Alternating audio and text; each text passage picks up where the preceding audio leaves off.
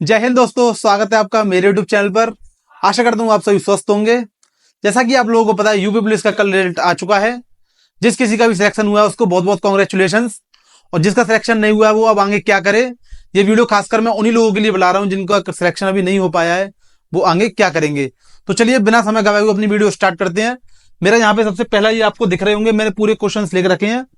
अब इनमें से ही आपका कोई ना कोई डाउट होगा 101%। तो चलिए मैं आपके यहाँ डाउट क्लियर करने की कोशिश करूंगा। सबसे पहला यूपी पुलिस की मेरिट क्या गई है। तो मेरिट जितनी भी लोगों ने एक्सपेक्ट करी थी, हर किसी की एक्सपेक्टेशन से बाहर गई है।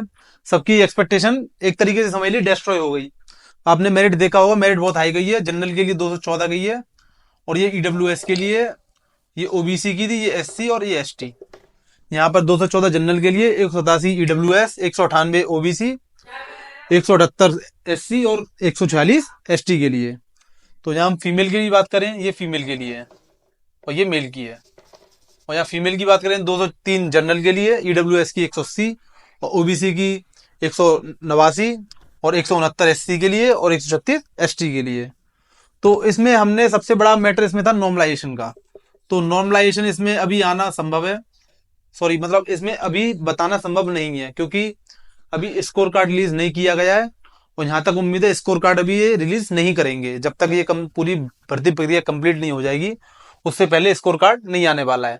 तो हम इसमें नॉर्मलाइजेशन नहीं बता सकते किसको कितना नॉर्मलाइजेशन इसमें मिला है।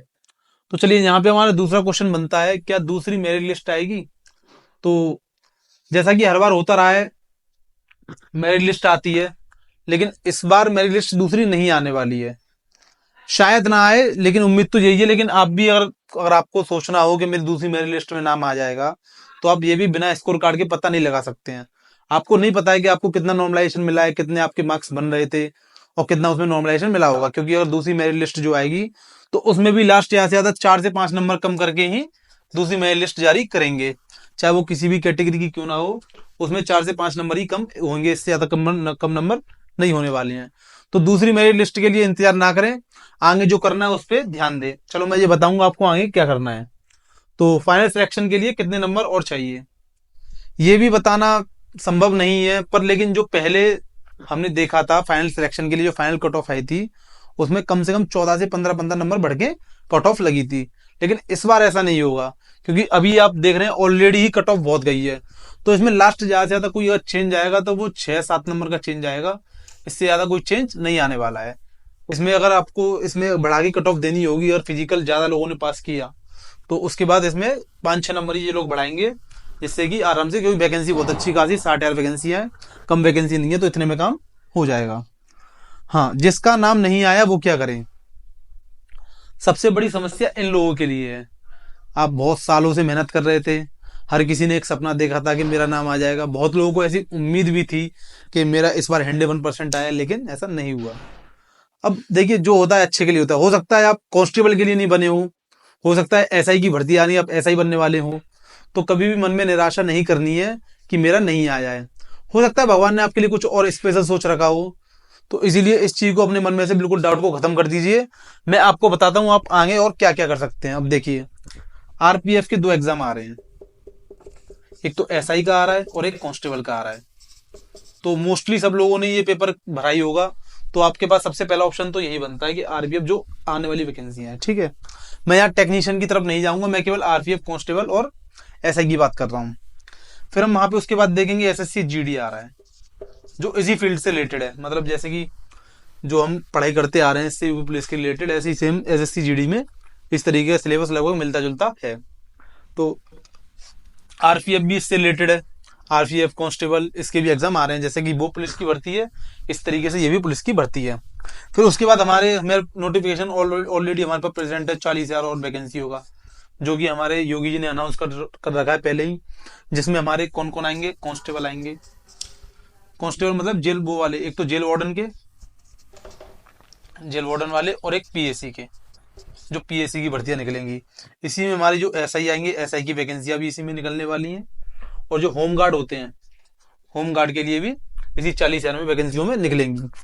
तो आप यहाँ पे देख रहे हैं आपके पास एक ऑप्शन को छोड़ के जो निकल चुका है पेपर, उसके बाद भी बहुत सारे ऑप्शन हैं। सबसे ज्यादा आप अगर तैयारी कर रहे हैं तो आप यहाँ पे ज्यादा या तो इस पे ध्यान दीजिए। अब एसआई का तो आपको पता है पेपर अभी कुछ दिन बाद ही है, दिसंबर में ही है। कांस्टेबल की डेट उससे थोड़ा आगे है। जीडी का हमारा फरवरी में है। जीडी के लिए आपके पास टाइम है। अगर आप अभी से अपने पढ़ाई में मन लगा दें और आपको ये चीज देखनी है कि आपने कहाँ पे गलती की थी, जो गलतियां की हैं उनको पॉइंट आउट करिए, उन्हीं टॉपिक्स को पकड़िए, उन्हीं टॉपिक्स पे सबसे ज्यादा मेहनत करने की जरूरत है। जो टॉपिक आपके ऑलरेडी अच्छे हैं आप उन पे फोकस मत करिए, उनको बिल्कुल छोड़ दीजिए। ये टॉपिक अगर आपको लग रहा है टॉपिक मेरे बिल्कुल सही है तो आप उनको छेड़ने की जरूरत नहीं है। आप कभी कभी उसकी प्रैक्टिस मॉक टेस्ट के द्वारा कर सकते हैं। तो सबसे मैं बढ़िया इसमें बेहतर बताऊं तो आप एसएससी जीडी की तैयारी की, 39,000 वैकेंसी है इस बार भी। 39,000 वैकेंसियां बहुत होती हैं और फरवरी में इसका एग्जाम है, जबकि आपको पता है पहली वैकेंसी ही क्लियर नहीं हुई है, उसके तुरंत बाद ही आपको वैकेंसी दे दी गई है।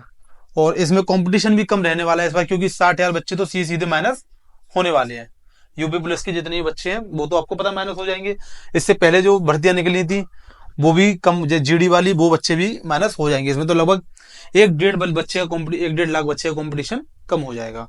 तो अगर आप इसमें थोड़ी सी और मेहनत कर जाते हैं तो आप एसएससी जीडी भी निकाल सकते हैं, आरपीएफ भी निकाल सकते हैं और एसआई, जिसकी लगभग 6,000 वैकेंसी इस बार आने वाली है। फिर इसके बाद हम अगर वैकेंसी में और बात करें तो दिल्ली पुलिस की वैकेंसी भी आ रही है, उसका नोटिफिकेशन भी आ चुका है कि दिल्ली पुलिस की वैकेंसियां भी आने वाली है। तो यहाँ पे ये टॉपिक आपका क्लियर हो गया होगा कि जिसका नाम नहीं आया वो क्या करें। उनके पास ढेरों ऑप्शन है, तो ज्यादा टेंशन लेने की जरूरत है नहीं। अपना मस्त पढ़िए, सर्दियों का मौसम है, अपने रूम में अपने आप को लॉक कर लीजिए और आराम से अपनी पढ़ाई करते जाइए। केवल अपने आप को इतना गायब कर दीजिए, केवल खाने के लिए बाहर निकलना है, उसके बाद सीधे आके अपनी पढ़ाई पे लग जाना है। चलिए फिर हम देखते हैं यहाँ पे डीबीपीएसटी कब होगा।